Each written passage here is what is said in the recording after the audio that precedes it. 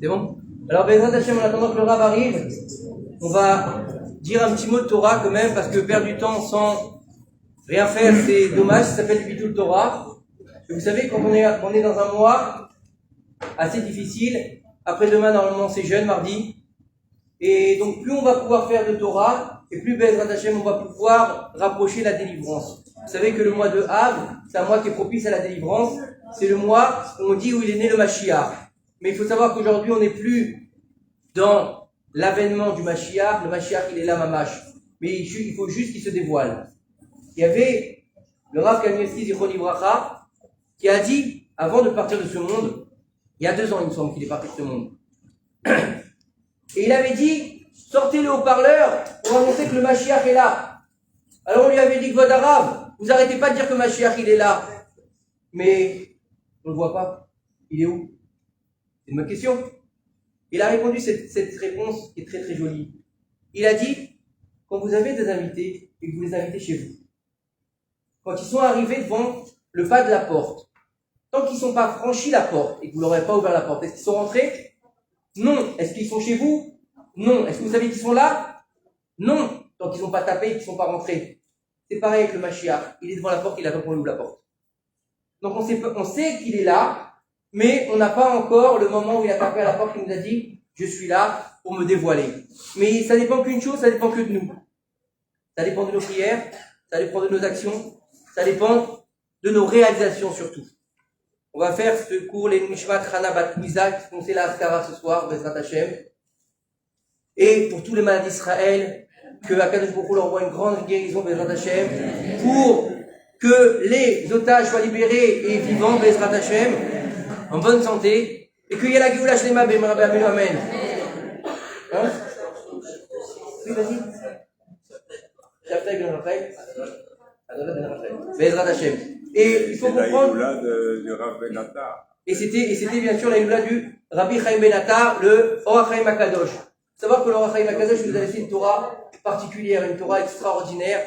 Et tous ces enseignements sur la paracha de la semaine sont magnifiques. Ce sont des perles. Il faut savoir qu'on va rentrer dans la paracha de Pinchas.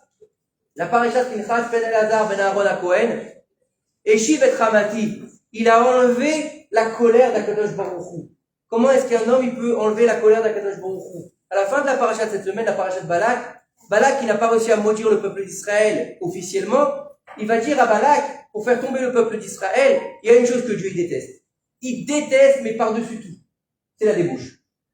Il peut tout accepter, Dieu. Mais la débauche, il peut pas. Fais-les tomber dans la débauche. Il va les faire tomber dans la débauche. 24 000 hommes vont tomber. 24 000 hommes de la tribu de Shimon vont tomber.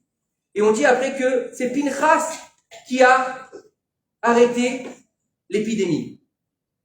Pinchas, il faut savoir une chose, c'est le fils d'Elazar qui est fils d'Aaron le Cohen. Et lorsque Akadosh Baruch Hu, il a dit à Aaron, maintenant tu es Lévi, tu passeras à Cohen, il lui a dit toi et tes enfants. Et les enfants à naître. Et donc, Pinchas n'était pas Cohen. À ce moment-là, il n'était pas Cohen. Donc, Pinchas n'aurait jamais dû devenir Cohen. Jamais. Qu'est-ce qu'il aurait dû faire, Pinchas? Puisque c'était le fils de Elazar à Cohen, qu'est-ce qu'il aurait dû dire? C'est pas normal. C'est pas juste. Pourquoi eux et pas, comme il a dit qui? Comme il a dit Korah. Pourquoi toi et pas moi? La même chose, il aurait pu. Qu'est-ce qu'il a fait, Pinchas? Il s'est tué. Il s'est tué. Il a compris que c'était pas pour lui. C'était pas en son temps. Et dans la paracha de cette semaine, Akadosh Baruch Hu, il va dire, et je fais avec Pinchas une alliance éternelle de Kihuna. Il est devenu Kohen Gadol. Pourquoi? Parce qu'il a su se taire. Parce qu'il a su accepter les préceptes d'Akadosh Baruch Hu. Parce qu'il a su accepter, quoi? Les choix d'Akadosh Baruch Hu. Et il a compris que chaque chose en son temps. Il y a un temps pour les bonnes choses, il y a un temps pour les mauvaises choses, et il y a un temps pour rien. Des fois, on fait les choses, et il n'y a rien qui donne. Vous avez remarqué? Souvent, on entend cette fameuse phrase, je comprends pas, je prie tous les jours, et Akadosh Baruch Hu, il m'exauce pas. Mais c'est peut-être pas le moment.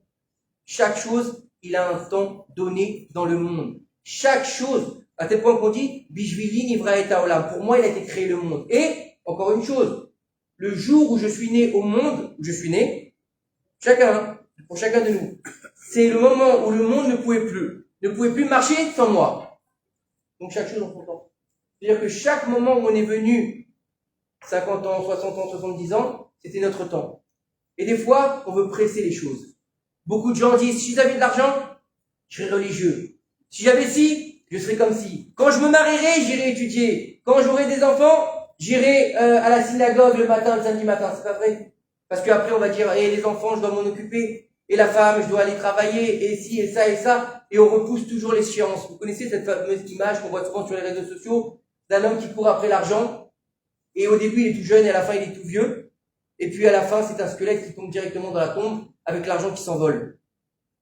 Et le roi Shlomo Amelech, il nous a dit, tout est vanité, des vanités. Il n'y a rien dans le monde. Qu'est-ce qui nous reste après 120 ans? La voiture, elle reste au garage. La maison, elle reste à sa place. L'oseille, il reste à la banque.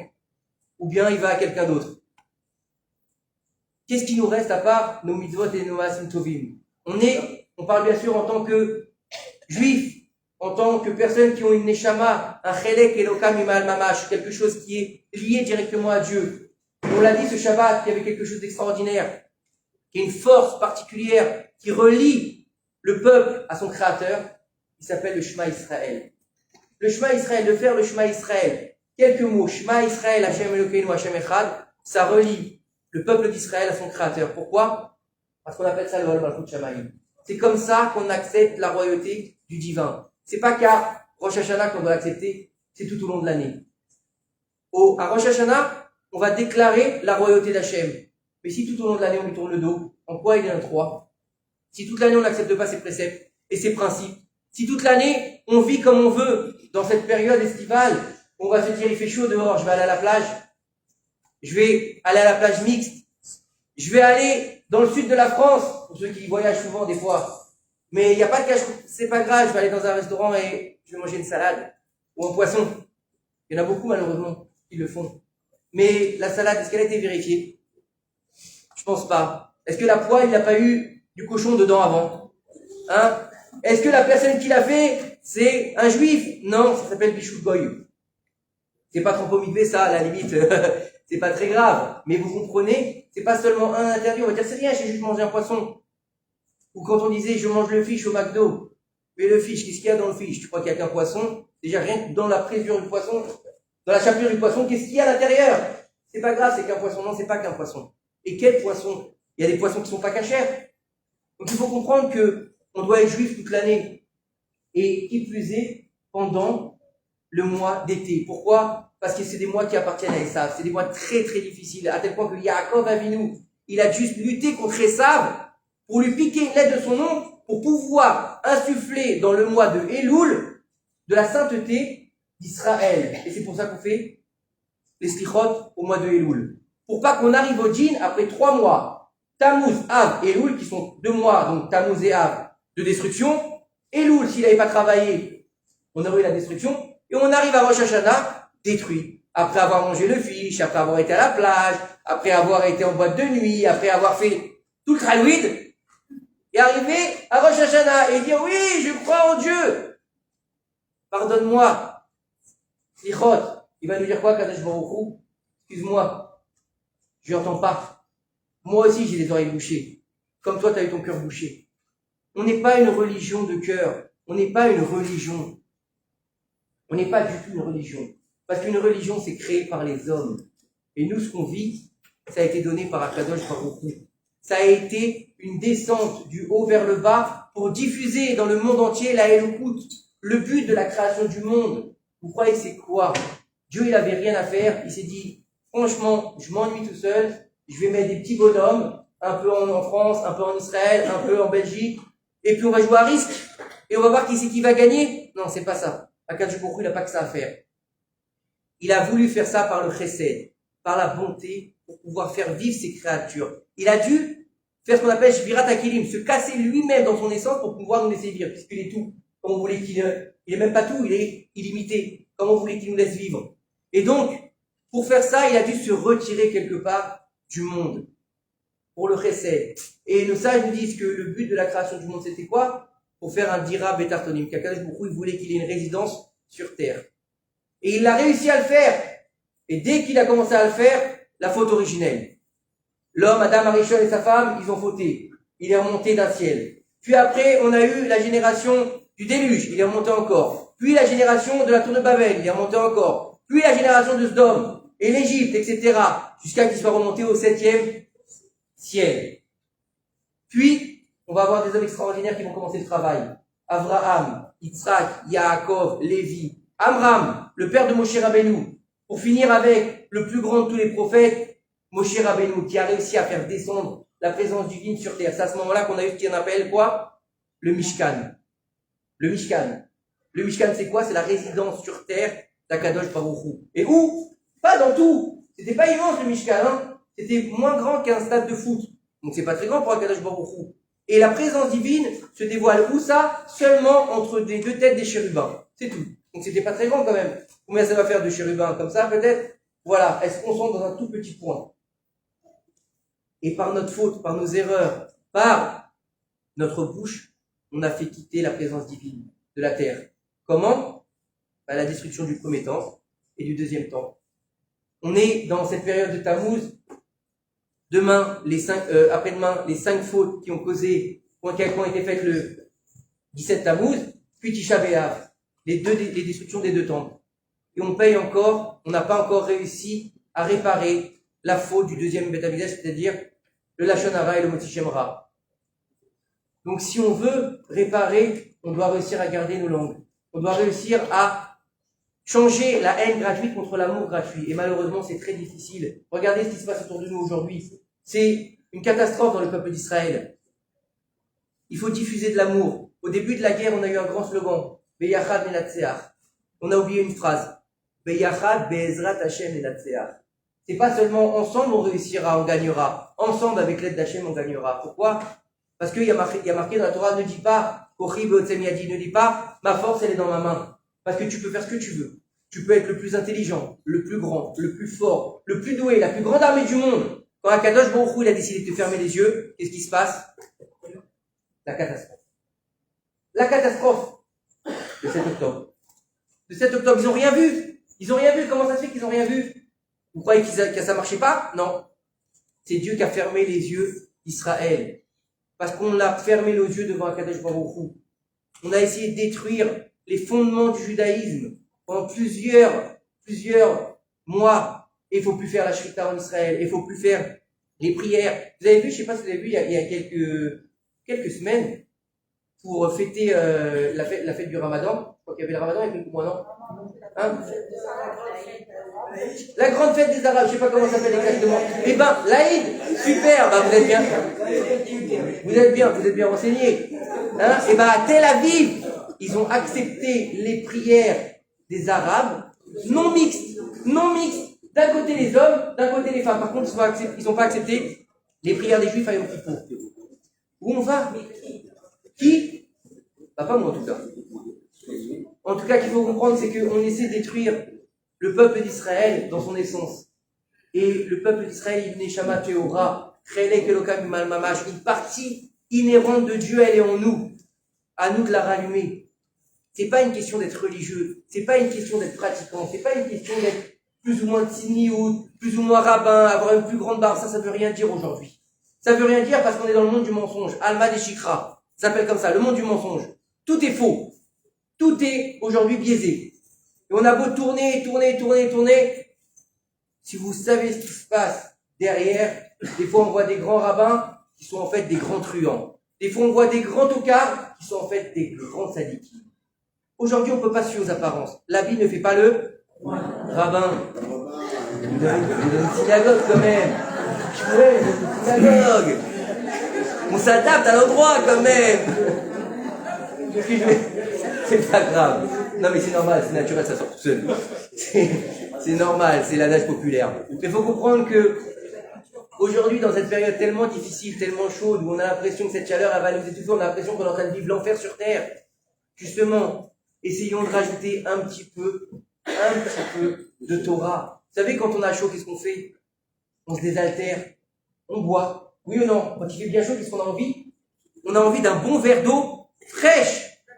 Et quelle est le meilleur eau fraîche du peuple d'Israël? Maïm et la Torah. La Torah, c'est l'eau. C'est l'eau. Mettez un poisson hors de l'eau, combien de temps il va tenir? Pas très longtemps. Mettez un juif hors de sa Torah, combien de temps il va tenir? Pas très longtemps. Alors vous allez dire, mais on voit plein de juifs qui sont pas religieux et ils vivent très bien, grâce à Dieu, oui ou non? Oui, non, je me trompe. Oui. Alors, je vous invite à aller voir dans le Sefer de Bereshit la définition du mot vivant. La définition du mot vivant. C'est quoi la définition du mot vivant?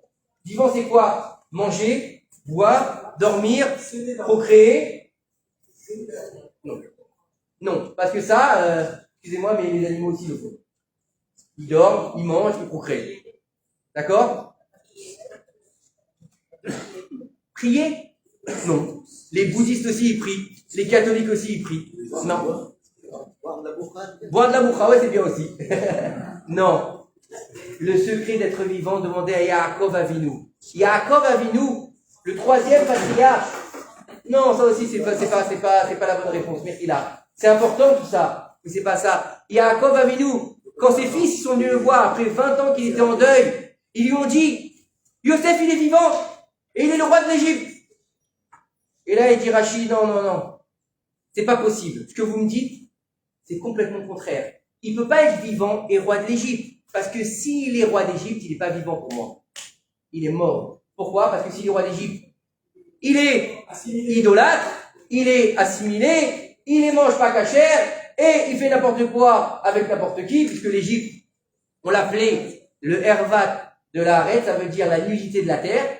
Donc là-bas, c'était open bar. Donc ça veut dire quoi? Ça veut dire, ne me dites pas qu'il est vivant, il n'est pas vivant pour moi. Il marche? Oui. Il se réveille le matin? Oui. Il va faire ce qu'il a à faire? Oui, mais il n'est pas vivant au sein de la Torah. Et c'est pour ça qu'au moment où Yaakov Avinu, il voit son fils depuis 20 ans, il l'a pas vu. 20 ans. Son fils préféré, Yosef. D'accord? Ses yeux, sa vie pour lui. C'est sa mère, quoi. Puisque Rachel, elle est morte, elle avait 35 ans. Il me semble 36 ans ou 35 ans. Dans ces eaux-là. D'accord? C'est ses yeux, Yosef. C'est son fils préféré. Il voit son fils, ça fait 20 ans qu'il l'a pas vu, il s'arrête, il fait Shema Israël. Prends-le dans tes bras, fais-lui un câlin, dis-lui, je t'aime mon fils, ça fait longtemps que je t'ai pas vu, tu m'as manqué. Fais Shema Israël. Alors déjà, il dit, avant d'aimer mon fils, j'aime plus Akadosh Baruch Hu. Bon, ça, c'est un niveau, hein. C'est un niveau, c'est Yaakov Avinu en même temps. Mais il dit ici maintenant, il lui dit, écoutez la phrase qu'il lui dit, ça fait 20 ans qu'il a pas vu, il a fait Shema Israël. Il lui dit, maintenant que je t'ai vu, je peux mourir. C'est vachement sympa, hein, quand même, hein. 20 ans, maintenant il dit, mais non, je peux mourir, là, ça y est, c'est fini. Dis-lui, on va manger, on va boire une bière, je sais pas, un truc sympa, quoi. Maintenant que je t'ai vu, je peux mourir. Il lui dit, maintenant que j'ai vu ton front, qui avait la lettre sadique, que t'es resté un sadique en Égypte, je peux mourir. Pourquoi? Parce que j'avais une massorette qui me dit, si tous mes enfants, ils restent dans le chemin de la Torah, j'ai mon Gan Eden, j'ai mon Olam Haba. Donc maintenant que je t'ai vu, je sais que les autres, ils sont bien, toi t'es bien, je peux mourir tranquille. C'est ça la préoccupation de Yaakov Avinu. C'est pas de savoir qui mange, qui dort, qui fait des choses dans la vie, qu'il est le roi d'Égypte, il s'en fout qu'il est le roi d'Égypte. D'ailleurs, la vie de Yosef, elle sera raccourcie parce qu'il a été roi d'Égypte. Il est mort le premier de ses frères à 110 ans. Parce que celui qui cherche les honneurs, on le sort du monde. Mais bon, pour Yosef, c'est encore autre chose. Mais tout celui qui vit dans les honneurs, malheureusement, on lui réduit sa vie. Donc, il faut comprendre que dans ces moments compliqués, difficiles, où on vit tous les jours avec la boule au ventre, qu'est-ce qui va se passer dans le Nord? C'est vrai, on y pense, qu'est-ce qui va se passer dans le Nord? Qu'est-ce qui se passe en France pour nos frères qui sont là-bas encore une fois? Aujourd'hui, on n'a jamais vu autant d'antisémitisme en France. On a l'impression de revivre les JO de Berlin de 1930, 39, non, 36. Excusez-moi, il y a des problèmes de date. Pour ceux qui ne me connaissent pas, il y a des gros problèmes avec les dates. D'accord? Je fais beaucoup d'efforts déjà. Pourtant, c'est nourrissant. Ouais, mais moi j'ai un problème, c'est mon côté gauche qui parle, désolé. Donc, Moshe, c'est pour toi. Donc comprenez bien que dans ces moments-là où c'est la gauche qui essaie de manger le gouvernement ici, la préoccupation première aujourd'hui, c'est quoi? Faire des élections? C'est vraiment la préoccupation, c'est-à-dire qu'il faut enlever Bibi? Non, c'est d'être en unité. Le seul moyen de vaincre nos ennemis de tout temps, c'est l'unité. À tel point qu'on nous dit qu'à l'époque de David Ameller, quand il partait en guerre, il y avait toujours des hommes qui tombaient. Il y avait toujours des hommes qui tombaient. Pourtant, c'était tous des tzadikim. il y avait des hommes qui revenaient ou blessés ou qui revenaient pas, qui tombaient sur le champ de bataille. Et à l'époque de Achav, qui était un roi idolâtre, où tous les soldats étaient idolâtres, tous les soldats, hein, pas un seul n'était pas idolâtre. Lui-même, le roi, c'était un grand idolâtre. Il n'y avait pas un seul qui était blessé au combat. Comment ça se fait? À l'époque de David Améler, il y avait du Lachon Hara. À l'époque de Achav, ils étaient tous idolâtres, mais il n'y avait pas un mot de Lachon Hara les uns sur les autres. Ils s'aimaient profondément. Dieu, il dit, Alvaï, qui m'oublie moi, mais qui garde ma Torah. Les bases de judaïsme, c'est quoi? C'est la Torah. Ça veut dire quoi? Ve'afta l'erachaka mocha. Tu aimeras ton prochain comme toi-même. C'est ce qu'il nous dit Rabbi Akiva. N'oubliez pas que c'est dans cette période qu'on a eu l'histoire des 10 martyrs de la foi qui sont partis à cause de la vente de Yosef. Pourquoi on a vendu Yosef? Parce qu'on était jaloux de lui. Pourquoi on parle de notre prochain? Parce qu'on est jaloux de lui. Pas pour autre chose. Pourquoi on parle de l'autre? L'herbe, elle est plus verte de l'autre côté. Quand on va de l'autre côté, on voit bien que l'herbe, elle n'est pas beaucoup plus verte. Comme les hommes qui se lassent de leur femme et qui disent de toute façon avec une autre ce sera mieux. Hein? Souvent on entend cette phrase-là aussi. Et souvent après c'est pire. Pour les femmes aussi, hein, c'est pareil. Hein? Donc l'herbe elle n'est pas plus verte. C'est pas parce que lui il a une plus grosse voiture, une plus jolie femme ou une plus grande maison qu'il est plus heureux que toi. Il n'est pas forcément plus heureux que toi. Il a besoin d'autres ustensiles pour faire sa mission divine. On est tous venus pour réaliser une mission de vie. Et notre mission de vie, c'est quoi? Chacun il doit la trouver en soi.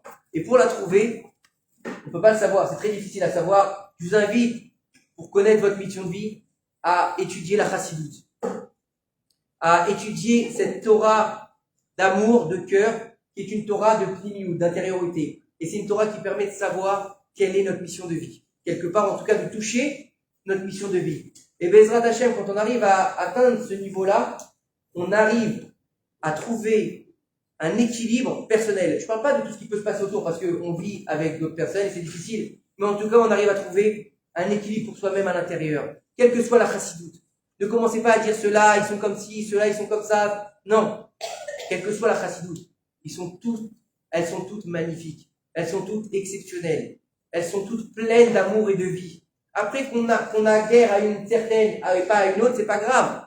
Chacun, il a son Tsaneshama qui est relié à un niveau de vie, un niveau de Torah et un niveau de sainteté. Chacun a son niveau. Et surtout, ne jamais essayer de se prendre pour quelqu'un d'autre. On l'a dit il y a 2 Shabbats à la synagogue de Nahon. Chacun de nous, non, je parlais à Mazal. C'est pas grave, t'es la bienvenue aussi. On l'a dit il y a quelques Shabbats, on l'avait lu, que chacun de nous, il est venu pour un but bien précis. Et que s'il essaie de faire la mission de quelqu'un d'autre, il aura loupé toute sa vie. Et il reviendra, jusqu'à ce qu'il comprendra. Le problème qu'il y a, c'est qu'on est à la fin des temps, et qu'aujourd'hui, on ne reviendra plus. Donc, ça veut dire qu'on aura loupé le coche. Donc, à un moment donné, il est temps de se réveiller. N'oubliez pas une chose, que de tout temps, à chaque fois qu'on a voulu ressembler à mes détracteurs, à chaque fois qu'on a voulu ressembler à Esav, qu'est-ce qui s'est passé? On a pris une tannée. On s'est fait massacrer. En Égypte, à partir de quel moment l'esclavage a commencé? Quand on a commencé à rentrer dans l'Égypte. C'est-à-dire quoi? On a commencé à se mélanger avec les Égyptiens.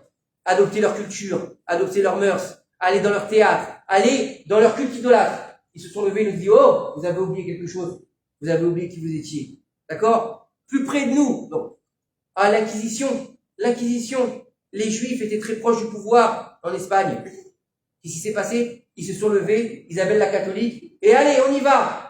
On va tuer tous les Juifs. Et bien sûr, il y a un peu plus de 70 ans, la Shoah Arura, les plus zélés, qui étaient plus proches d'Adolf Hitler et Marshemo Veziro, c'était des Juifs. C'est eux qui l'ont amené au pouvoir. Faut pas oublier ça. Et ça, c'est pas de la Torah, hein, c'est de l'histoire. Faut pas oublier ça. Ils étaient tellement assimilés, il y en a qui étaient tellement assimilés, qui se sont dit, mais pourquoi vous venez me chercher? Je ne suis pas juif. Je ne suis pas juif. Ils avaient oublié leur judaïsme, ou certains, leur père ou leur arrière-grand-père étaient juifs. Et c'est pour ça qu'ils ont dit, comme ils ont pris 3 générations, et ben 3 générations, Bezrat Hashem, on acceptera pour faire l'Aliyah Bezrat Hashem. On accueille le Rav Bezrat Hashem, Yaakov Citruc, pouvez vous lever? Bezrat Hashem, Chazak ou Baruch. Merci de m'avoir écouté en attendant le Rav. Bon, Chava. Non, c'est pour moi pour les associer. Il arrive de loin, donc Baruch Hashem, il faut comprendre qu'il y a des embouteillages, c'est pas évident, et tout de suite on lui donne la parole. On ne prend pas que la rapport.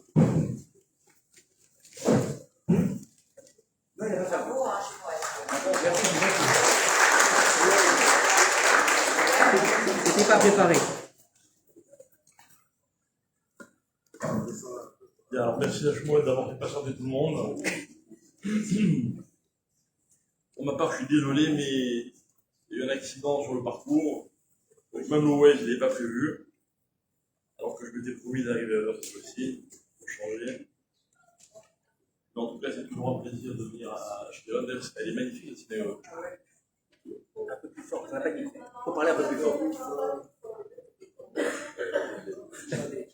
Si vous faites le silence, tout le monde m'entendra. Bien. Alors, on a tellement de choses à se dire, dans une période tellement complexe, compliquée, avec des événements qui sont toujours un peu angoissants. En fait, la vraie question qu'on peut se poser par rapport à tout ce qui se passe, c'est qu'est-ce que chacun d'entre nous peut faire à titre individuel. Alors, je suis certain que chacun d'entre vous a sur son WhatsApp des groupes de Teilim, des groupes de mobilisation de toutes sortes, que chacun fait tout ce qu'il peut. Alors évidemment, c'est indispensable et impératif.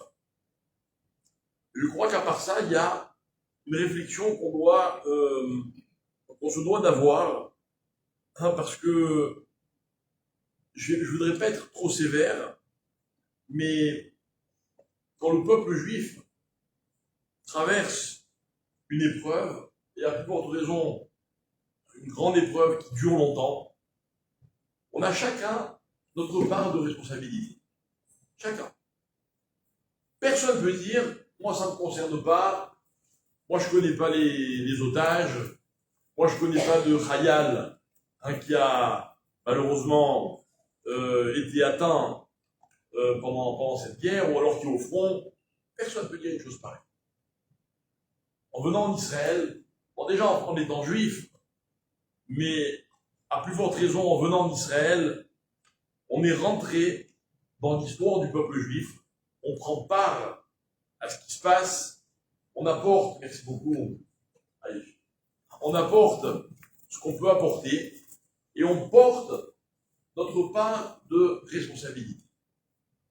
Alors je ne vais pas vous accabler, okay.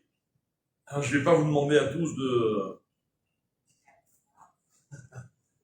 faire une teshuva, même si vous êtes déjà très religieux, mais une petite réflexion sur un thème qui m'est très cher. Donc pour ceux qui m'ont déjà peut-être rencontré, on en a peut-être déjà parlé, il y a une attitude dans la vie qu'on se doit de perfectionner en permanence. Alors dans les mois de l'année juive, vous savez que chaque mois est porteur de quelque chose de particulier. Par exemple, il y a la période de Pessah. Pessah, tout le monde sait que c'est Zman Cherutenu, le temps de la liberté. Chaque année, on réfléchit sur cette liberté. Est-ce qu'elle est aussi évidente que ce qu'on voudrait? Quelle est la part de liberté et d'esclavage qu'on subit dans la vie? Puis après, à Shavuot, c'est le don de la Torah. Puis bientôt, il y aura Rosh Hashanah, Kippour. Vous voyez, chaque période de l'année, elle est porteuse, on va dire, d'une réflexion qui est spécifique à la période. Demain soir, nous rentrons dans cette fameuse période qu'on appelle la période des 3 semaines, qui vont du 17 Tammuz jusqu'au 9 Av. C'est quoi cette période? Alors, en fait, c'est une période qui commence, une histoire qui commence dans le désert, lorsque les Juifs sont sortis d'Égypte. Voilà que le 6 Sivan de l'an 2448, nous avons reçu la Torah, nous étions au pied du Har Sinaï, nous avons vu les tonnerres, nous avons vu les sons, comme dit le texte, on a entendu la voix de Dieu, Moshe nous a rapporté les 10 commandements, et le lendemain, le 7 Sivan, Moshe Rabbeinu monte sur le Har Sinaï pour aller recevoir la Torah dans son intégralité. Et il nous dit, je reviens dans 40 jours. Vous connaissez l'histoire, les Juifs qui pourtant sont des gens qui savent très bien compter, commettent une erreur. D'accord? Vous voyez, il y a des Juifs, j'en fais partie, quand on leur donne un rendez-vous, ils calculent toujours trop long. Ok? Ce coup-là, tout le monde a calculé trop court. Et voilà que le 39e jour, on attendait Moshe Rabbeinu. Il n'est pas arrivé. Qu'est-ce qui s'est passé? On a fauté avec le veau d'or. C'était le 17 Tammuz 2448. C'est-à-dire, le premier échec des Juifs en tant que peuple. Moshe Rabbeinu va sauver la situation comme il le peut, mais malheureusement, les traces de cette faute vont rester invisibles jusqu'à la fin des temps.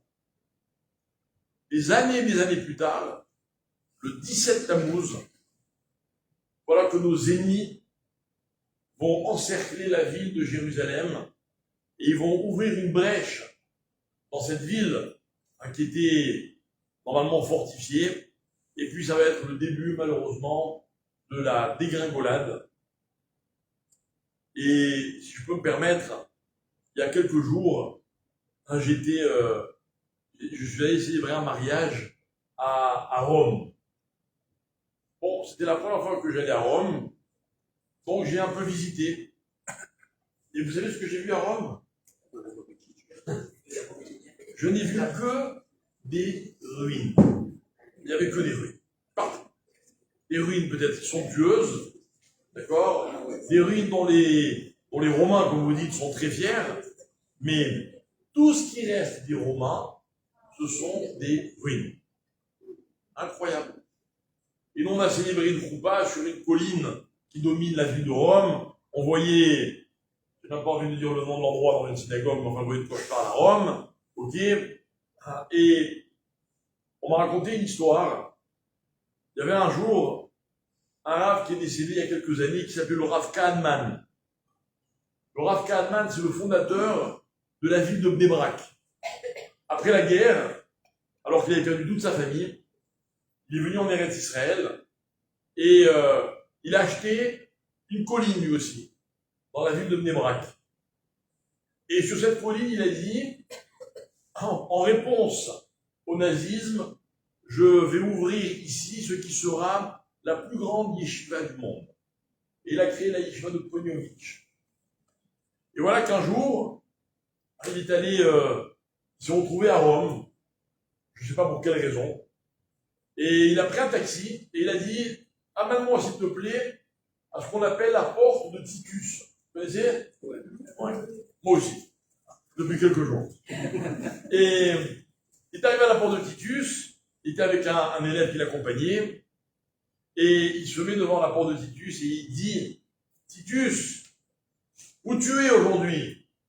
Et où je suis, moi et mon peuple? Où nous sommes? Toi, tu as disparu, et on est encore là. Alors ce Shabbat, nous avons à Jérusalem eu la visite d'un Rav que vous connaissez peut-être, qui était le grand rabbin d'Israël, il s'appelle le Rav Metzger. Et il m'a raconté que dans une ville en Allemagne, dont j'ai oublié le nom, il y a une synagogue. Et cette synagogue, elle a été brûlée lors de la fameuse nuit de cristal par les nazis. Et elle a été donc reconstruite. Et dans cette synagogue, il y a un rabbin. Et un jour, le rabbin de cette synagogue, il appelle le Rav Metzger, qui était grand rabbin d'Israël, et il lui dit, voilà ce qui s'est passé, écoutez, une histoire incroyable. Je sais pas comment on dit, l'archevêque de cette ville, appelle le rabbin. Alors, excusez-moi, avant cela, le grand rabbin d'Israël, le Rav Metzger, et le Rav Shlomo Amar, qui était le Rav séfarade, avait été invité par le pape. Et puis, lorsqu'il était en face du pape, ils ont dit, vous savez, vous détenez beaucoup de trésors qui ont appartenu au peuple juif. Alors on voudrait vous demander, est-ce que vous pourriez faire un petit geste et nous offrir, il n'a pas dit le mot nous rendre pour des raisons diplomatiques, nous offrir l'un des trésors qui a appartenu au peuple juif. Alors dans son immense bonté, il marchait mot, l'autre il a répondu, d'accord, et il a prêté, le Vatican a prêté pendant 4 ans des écrits, notamment du Rambam et d'autres Khamim, qui se trouvent dans les caves du Vatican. Au grand geste, grand seigneur, ils ont prêté à l'État d'Israël pendant 4 ans. Bon, c'est un geste. Le rabbin en question téléphone au grand rabbin d'Israël et lui dit, l'archevêque m'a appelé et il m'a raconté une histoire incroyable. Il m'a raconté que le soir de la nuit de cristal, il était très jeune, il était étudiant dans le clergé en Allemagne, et on l'a obligé à assister à l'incendie de cette fameuse synagogue de cette ville dont j'ai oublié le nom. Et il dit, j'étais avec un ami à moi qui était aussi étudiant, on était traumatisés par ce qui se passait, mais on ne pouvait rien faire. Et voilà que mon ami, tout d'un coup, il a pris un coup de folie, il s'est précipité dans la synagogue qui était en flammes, et il est ressorti avec un Sefer Torah. Il dit, monsieur Sefer Torah, on l'a caché, on avait peur de se faire attraper. Et ce Sefer Torah qui est à moitié brûlé, se trouve dans les caves de la Avodah Zarah que je dirige. Et puisque le pape a fait un geste à l'égard du peuple juif, moi aussi je voudrais faire un geste, et je voudrais vous offrir ce Sefer Torah. Alors, le grand rabbin d'Israël a tout de suite organisé les choses en grand. Ils ont récupéré le Sefer Torah, il a été retapé, il y a eu 1 an de travail sur le Sefer Torah, ils ont réussi grâce à Dieu à le rénover, et au bout d'1 an, ils sont retournés, le grand rabbin et toute une délégation, dans la synagogue en Allemagne. Ils ont fait une grande manifestation, il y avait le chancelier d'Allemagne, il y avait des ministres, il y avait tout ce que vous voulez. Et le grand rabbin d'Israël, quand il a pris la parole, il a répété la même phrase. Il a dit, Hitler, où tu es et où nous sommes, nous les Juifs, que tu croyais exterminés. Ça veut dire, mes chers amis, malheureusement, des souffrances, on en a connues. Et si on a cru un moment que c'était derrière nous, on se rend compte que rien n'est moins sûr. Mais, on sera toujours là. On sera toujours là. Et c'est pas parce qu'on est les plus forts, c'est pas parce qu'on est les plus nombreux, loin de là, c'est parce qu'il y a chez nous quelque chose de particulier que personne ne pourra jamais éteindre. Personne. Je sais pas si vous avez écouté des informations. Vous avez écouté des informations à 21h. On vous tient la finale quand j'étais dans la voiture. Alors, Biden a annoncé qu'il retirait sa candidature.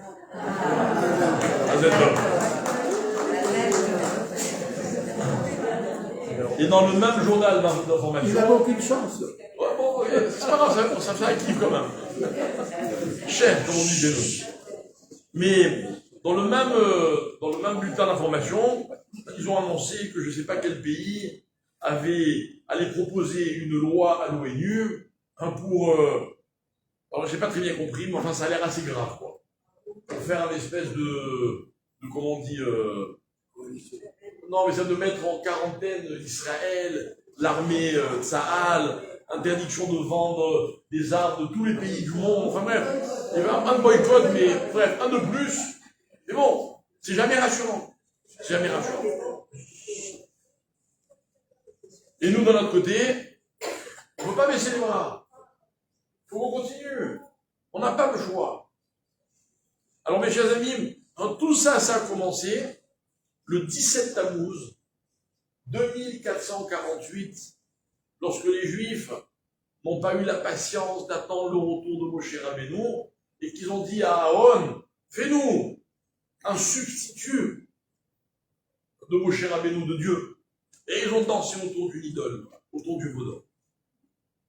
Voilà que, même pas 2 ans après, on est le 9 Av. Et ce jour-là, les explorateurs reviennent de leur visite d'Eretz Israël et ils racontent aux Juifs une histoire dramatique. On va jamais y arriver, c'est un pays de géants, les villes sont fortifiées, la terre mange ses habitants. Bref, vous connaissez toute l'histoire. Que font les Juifs? Ils pleurent. Alors Dieu va leur dire, vous avez pleuré pour rien, et bien un jour vous pleurez pour quelque chose. Et le 9 Av, des années plus tard, ils marchaient même, les Romains, un peu après d'autres, vont détruire le Beth Amikdash 2 fois. Ils vont nous envoyer en exil.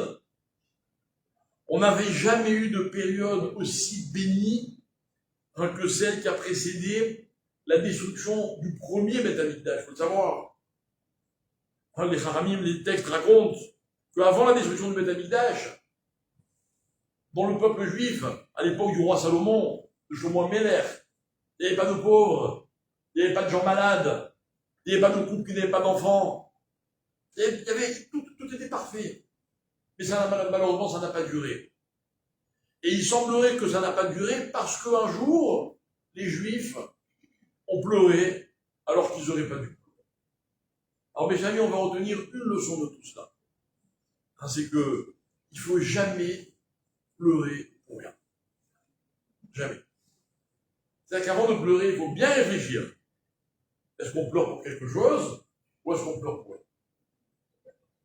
Alors je vais, évidemment, on va approfondir un peu l'idée et on va s'inspirer de justement ce que contiennent les mois de Tammuz et le mois de Av, puisque cette période va se retrouver à cheval du 17 Tammuz jusqu'au 9 Av, qui sont 2 mois porteurs d'un certain nombre de symboles. Vous savez que les mois sont au nombre de 12 dans le calendrier juif, même si on a 13, en fait c'est le mois de Hadar qui est répété, c'est pas un autre mois, et chaque mois correspond à différents éléments de la nature qui sont également au nombre de 12. Alors, par exemple, 12 mois. 12 quoi d'autre? Est-ce que vous connaissez? 12 tribus, Khazak. Allez, ça c'était le plus facile. Il y en a d'autres? Mazalot, bravo. Le numéro de ma porte. Le numéro de sa porte, aucun rapport. Bon, attends, c'est un hasard. C'est un hasard, moi je suis pas 12. Alors, quoi d'autre à part, donc on l'a dit, les tribus, les mazalotes, les mois. Hein? Avenir prochaine, il y a fait les heures. Les heures, c'est un peu limite, parce qu'en fait, il y en a 24, les heures. Et qui sont divisées en 2, les heures de jour, les heures de nuit, mais il n'y a pas de hasard, vous avez raison. Je vais vous donner encore 2 petits exemples. Non, d'accord, ok. Je vais vous donner 2 petits exemples, vous allez voir, qui sont très concrets. Le premier exemple, c'est les lettres de l'alphabet. Combien de lettres dans l'alphabet hébraïque? Il y a 22. Il y a 22 lettres, plus les doubles. Les 22 lettres sont divisées en 3 catégories. Je ne rentre pas dedans parce que c'est un peu compliqué. Enfin, c'est un peu long. Il y a les pshutot, les kfulot et les immot. Les pshutot, c'est les simples. Les kfulot, c'est les doubles. Les doubles. Kaf et kaf sofit. Même sofit. D'accord? Et les immot. Immot qui vient du mot M, la mère. Donc, ce qu'on appellerait en français les lettres mères. D'accord? Bien. La catégorie des pshutot est composée de 12 lettres. Donc, forcément, chaque mois correspond à une des lettres de la catégorie des pshutot. Dernier exemple, et c'est celui-là qu'on va s'arrêter. Vous savez, physiquement, l'homme dispose de certaines facultés. D'accord? Physiquement, on peut voir, on peut entendre, on peut parler, on peut marcher. D'accord? Ce sont des capacités physiques. Les capacités physiques dans notre cours, elles ne m'intéressent pas. Mais ce que je veux qu'on comprenne, c'est que, au-delà des capacités physiques, des facultés physiques, chaque personne, en tout cas on va parler des juifs, possède, écoutez bien, ce que nous allons appeler, ce qu'appellent les Chachamim, les kochot à nefesh. Littéralement, les potentialités de l'âme. Écoutez bien, c'est très intéressant. On va prendre l'exemple de marcher. J'ai parlé de marcher. Marcher, c'est une faculté physique ou c'est une faculté de l'âme? Vous allez me dire physique. D'accord? Mais, même un animal, il peut marcher. Très bien. Mais l'homme, il n'a pas seulement la capacité physique de se déplacer, il a ce qu'on va appeler le koach, qui lui vient de son nefesh, de se déplacer, j'explique, de se projeter dans un autre lieu. Je vais vous donner un exemple. Il est 19h15, 19h30, je ne peux pas vous dire exactement, je suis à Jérusalem. Là où j'étais, grâce à lui, il ne me manquait rien. J'avais la clim, à boire, à manger. Mais je me suis dit, tiens, tu sais quoi, je vais aller à Ashkelon, rencontrer des gens et étudier avec eux la Torah. Vous comprenez que je ne suis pas venu parce que j'avais besoin. Vous non plus, vous n'avez pas besoin de moi. Des rabbins, il y en a à Ashkelon. Mais l'homme, il a cette faculté de se projeter dans un autre lieu pour une raison que lui, il va décider. Un animal, quand il se déplace, c'est soit parce qu'il a faim, soit parce que physiquement, il éprouve un besoin d'aller de là à là. Mais il n'a pas l'idée, le projet de se retrouver dans tel endroit. Non. Ce n'est qu'une faculté physique, pire, mécanique. Alors que l'homme, il a la faculté de se déplacer, c'est-à-dire de se projeter ailleurs. On arrive à la période des vacances, ça va être des centaines de milliers de gens, je parle que d'Israël, qui vont aller, venir, pour aller voir tel endroit, pour aller à la plage, pour aller au soleil, pour aller à la montagne, pour aller je ne sais pas où. Vous voyez? C'est un projet. Vous entrez sur Internet, vous réservez votre billet, vous cherchez le moins cher, préparez vos bagages. C'est un projet, tout ça. Autre exemple. Parler. Parler, est-ce une faculté physique ou alors d'ordre spirituel? Les animaux parlent, il y a des animaux qui parlent. Et moi, je me rappelle, j'avais un oncle quand j'étais gosse, il avait un perroquet, authentique, il s'appelait Jaco. D'accord? Et ben, quand mon oncle et ma tante sortaient le soir, ils se retrouvaient tout seuls, quand ils rentraient à la maison, ils passaient 1 heure à les insulter. Vous connaissez tous les grands mots de la terre, apparemment là-bas, ils parlaient avec, d'accord, c'est dans le sud de la France, vous voyez, c'était très, très coloré comme langage. Donc il savait très bien les insulter. D'accord? Il savait pas faire des discussions. Mais c'est pas grave. Parce qu'il y a des chiens qui savent aboyer, il y a des chats qui savent miauler, il y a des rhinocéros qui savent. Vous savez pas, c'est pas grave. Ok, moi non plus. Donc ça aussi, c'est une façon de s'exprimer. Encore une fois, ça c'est mécanique. Moi, vous me faites mal, je dis aïe. J'ai pas parlé. C'est-à-dire que physiquement, j'ai exprimé par réflexe ce que j'ai ressenti. D'accord? Vous me racontez quelque chose, ça me fait rire, je rigole.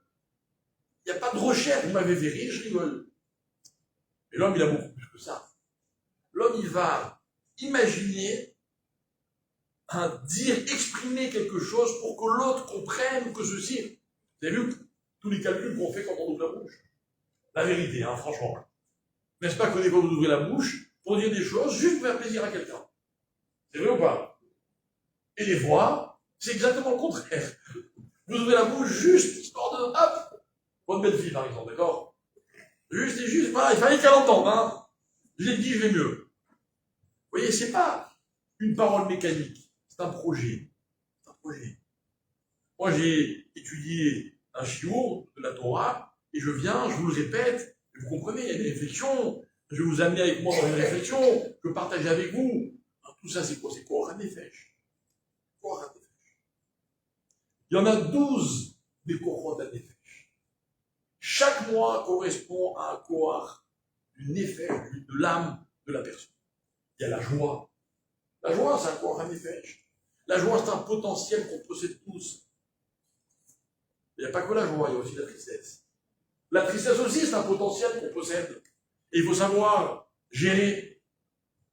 D'accord? Et il va y avoir aussi la vue, l'ouïe, la parole, dont on a parlé tout à l'heure. C'est-à-dire que voir, mes chers amis, c'est pas juste je regarde, tiens, c'est beau ici, il y a des belles cette synagogue. Non, non. Dans le regard, il y a une réflexion, il y a une volonté.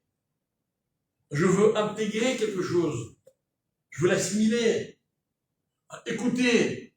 Pareil. Je peux écouter un bruit parce que je dors la nuit, en bas de chez moi, il y a un bruit, ça me réveille. Je n'avais pas choisi d'écouter, hein.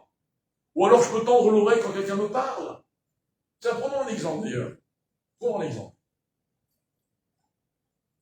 Combien de fois, lorsqu'on parle avec quelqu'un, on l'écoute en même temps qu'on le regarde? Je vous donne un exemple. Je vois ici beaucoup de mamans, enfin, vous avez eu des jeunes enfants, vous en avez encore, peu importe. Vous connaissez le genre de situation où le matin on est un peu pressé, il faut aller à l'école, on prépare les goûter, on a oublié de mettre tel cahier dans le cartable, ou de signer le mot d'excuse qu'il fallait signer. Bref, on est à l'amour, quoi. Et là, l'enfant, il vous parle, il vous raconte un truc. Et c'est pas le moment. N'est-ce pas? Et vous êtes occupé à faire 1000 choses. Il dit, oui, vas-y, je t'écoute. L'enfant, il a peut-être vos oreilles, mais il n'a pas vos yeux. C'est comme ça qu'on communique. Est-ce qu'un enfant, il peut se sentir écouté quand on n'a fait que lui tendre l'oreille? Et encore, je suis gentil, hein, mais qu'on l'a pas regardé. Aujourd'hui, on se parle avec des téléphones. Il y a quelque chose de dramatique dans cette habitude qu'on a tous pris. On se parle sans se voir. C'est terrible. Ou alors on voit sans écouter. Regardez, les gens, ils adorent. Aujourd'hui, on c'est la mode d'influencer les armas. D'accord? Ils sont là, ils vous montrent qu'ils sont très beaux, que leur vie, elle est magnifique, qu'ils sont très heureux, et ils vous balancent ça, et tout le monde regarde, et ouais, je sais pas à quoi ça sert, j'ai jamais compris l'intelligence de la démarche, jamais compris, sincèrement. Sincèrement. Et je me suis cassé la tête, hein.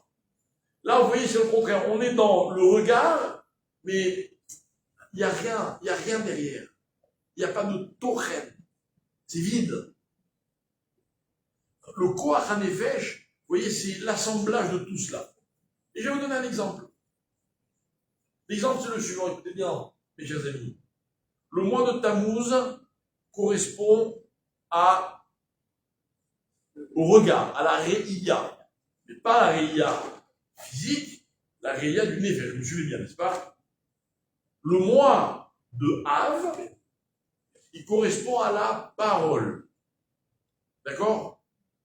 Alors, quel rapport entre le mois de Tammuz et le mois de Av? Alors, normalement, dans la vie, quand on veut raconter quelque chose, d'abord on regarde, et après on raconte. Voilà, moi je suis allé voir Rome, si vous voulez, je peux vous raconter, ça vous intéresse? Ouais. C'est très chaud, les taxis sont hors de prix, il y a des très bons restaurants très chers, on s'en fout. D'accord? Les explorateurs du 9 Av, vous savez quelle erreur ils ont commise? Alors l'erreur, on va la trouver, je crois qu'on en avait parlé la dernière fois, si je ne me trompe pas. Quand on va lire le soir de Tisha B'Av, dans toutes les synagogues du monde, on va lire un texte qui s'appelle Echa, n'est-ce pas? On traduit en français vulgairement les Lamentations. Le livre de Echa, il est composé de 5 chapitres, 5 parties. Le premier, le deuxième, le troisième et le quatrième sont ordonnés par ordre alphabétique. Le premier, deuxième, troisième chapitre, il y a un passouk Aleph, un passouk Bet, un passouk Gimel, un passouk Dalet, ainsi de suite. Et le Pérec Dalet, si je ne me trompe pas, ça fait un an, ok, il y a plusieurs Aleph, plusieurs Bet, plusieurs Gimel, peu importe. En tout cas, il y a l'ordre de Aleph, Bet. À chaque fois, il y a une erreur qui a été commise. C'est quoi l'erreur? C'est qu'on arrive au Noun, après Noun, qu'est-ce qu'il y a? Sa mère. Après sa mère, qu'est-ce qu'il y a? Aïn. Et après Aïn, il y a P. Et bien, vous remarquerez une chose, c'est qu'à chaque fois, le passou qui commence par la lettre P est avant le passou qui commence par la lettre Aïn. On inverse Aïn et P. Et la Gemara explique, elle dit pourquoi, c'est quoi cette erreur? Non, c'est pas une erreur. C'est parce que Aïn, ça veut dire l'œil, P, ça veut dire la bouche. Et bien, les explorateurs, vous savez ce qu'ils ont fait? Ils ont fait passer la bouche avant l'œil. Ikdimu P Aïn. Ça veut dire quoi? Bien. C'est-à-dire qu'ils ne sont pas allés voir pour nous raconter. Ils avaient d'abord décidé de ce qu'ils allaient raconter, et ils sont allés voir ce qu'ils voulaient raconter. Vous voyez? C'est-à-dire que leur regard, il était limité, influencé, parce que leur bouche devait absolument dire. Vous voyez, ça ressemble un peu aux journalistes d'aujourd'hui, vous voyez. Quand un journaliste couvre un événement, pourquoi il y va? Il sait déjà ce qu'il va dire. C'est ce qu'il va dire. Bon, parmi toutes les rencontres que j'ai faites depuis le début de cette guerre, parce qu'il y a eu des moments incroyables. Un jour, je jouais dans une base militaire, en plein milieu de nulle part. Alors, c'était, vous avez entendu parler, vous avez vu, le kibbutz Be'eri. D'accord? Donc, sur la fameuse route où ils marchaient mal, les terroristes, ils ont fait un massacre, il y a Be'eri, et après Be'eri, il y a quasiment, je ne regarde plus rien. C'est un des derniers kibbutzim Be'eri. Et bien là, en plein milieu de la nature, vous roulez sur la route, à l'époque elle était fermée la route, hein, mais nous on avait rendez-vous, etc. C'était la nuit. Il y a une base, en fait, de lancement d'artillerie, mais en plein milieu de nulle part. Je vous dis, dans le droit total. Très bien. Donc il y avait, pas moi, une cinquantaine de soldats, avec des canons, ok, puis bon, ils nous expliquaient qu'ils recevaient de l'intérieur de Gaza, ils recevaient des coordonnées GPS, d'accord? Eux, ils les rentraient dans le canon, ils appuyaient, et l'obus partait et il atterrissait pile là où il fait. Très bien. Et donc, nous, on s'est kiffé. Sur chaque obus, on a marqué, d'accord? Bien. Et là-bas, j'ai rencontré des soldats. Il y en a un qui me dit, le rabbin de la base, il me dit, attends, je vais te présenter quelqu'un. Donc le gars, il arrive, il devait avoir une trentaine d'années, et il me dit, on discute, qu'est-ce que tu fais? Il me dit, je suis journaliste au quotidien à Haaretz. Vous connaissez Haaretz? Ouais, vous lisez, vous, Haaretz? Moi non, je dis tout de suite, moi non. Donc, c'est ce que je dis tout de suite, je suis désolé, mais j'ai jamais lu un article de toi parce que je dis pas Haaretz. Oh, on rigole. On rigole. Et à un moment, on est arrivé à parler des manifestations. D'accord? Et j'étais, mais alors, choqué. Choqué. Vous les voyez, vous, les manifestations? À la télé, peut-être. D'accord? Moi, j'habite pas loin de la rue Haza à Jérusalem. Bon, je les vois, mes yeux. Et je vois, moi, ce que je vois, malheureusement, ça me fait mal au cœur, hein, beaucoup de haine, beaucoup d'agressivité. Alors, je lui dis, mais pourquoi autant de haine, d'agressivité? Mais pas du tout. Il n'y a pas du tout de haine. Il n'y a pas du tout d'agressivité. On ne peut pas discuter. Mais non, quand je vois des religieux qui manifestent, que ce soit des Haridim, ou alors des religieux Mizrachim, ah là je vois de la haine, hein. Vous voyez, on peut pas discuter. Chacun y voit autre chose. C'est qu'en fait, j'ai compris que lui, c'est peut-être un gars intelligent, mais quand il va couvrir un événement, il sait déjà ce qu'il va raconter. Il dit mon péléaïm. C'est terrible. Regardez, mes chers amis, écoutez bien, parce que ce que je suis en train de vous expliquer, c'est le thème de toutes les parachutes qu'on lit en ce moment. Si vous prenez la paracha de Shelach Lecha, on parle des explorateurs. Ok? Après, il y a eu la paracha de Korach. Pareil. Korach, il se plaint. Après, il y a eu la paracha de Balak cette semaine. Et ça continue. Et ce thème-là, il est omniprésent. C'est la trame de toutes ces parachutes. C'est quoi la trame? Alors regardez bien, écoutez. Dans la paracha de Shelach, quel est le dernier passage de la paracha de Shelach, messieurs? Vous vous rappelez? Je vais vous rappeler, vous allez tout de suite vous en souvenir. La paracha du Tzitzit. C'est la fin de chez l'Achlecha. Et là-bas, il y a marqué, au coin de vos quatre coins de vos habits, vous accrocherez des fils, et il y aura un fil bleu, etc. Et la Torah dit, Velo tatou, achare les vafrem, ve'achare les nechem. Littéralement, et vous ne vous laisserez pas détourner par vos cœurs et par vos yeux. Et il y a un racham, qui s'appelle le Shem Shmuel, qui pose une question. Il dit, pourquoi on dit après, vous ne vous laisserez pas détourner par vos cœurs et par vos yeux? On aurait dû dire le contraire. Pourquoi? Parce que dans la vie, quand on voit quelque chose, le regard, il permet de pénétrer en nous. Par exemple, le désir. Je regarde quelque chose que je ne devrais pas regarder, c'est très attirant, c'est une très belle image, vous comprenez à quoi je fais allusion. Et puis du coup, ben voilà, ça provoque des envies. Mais si j'avais pas vu mon cœur, il n'aurait jamais envie. Le cœur, il lui produit des envies. Mais les envies, elles viennent de ce que les yeux ont vu. Alors pourquoi on ne dit pas, vous ne vous serez pas détourné par vos yeux et par vos cœurs?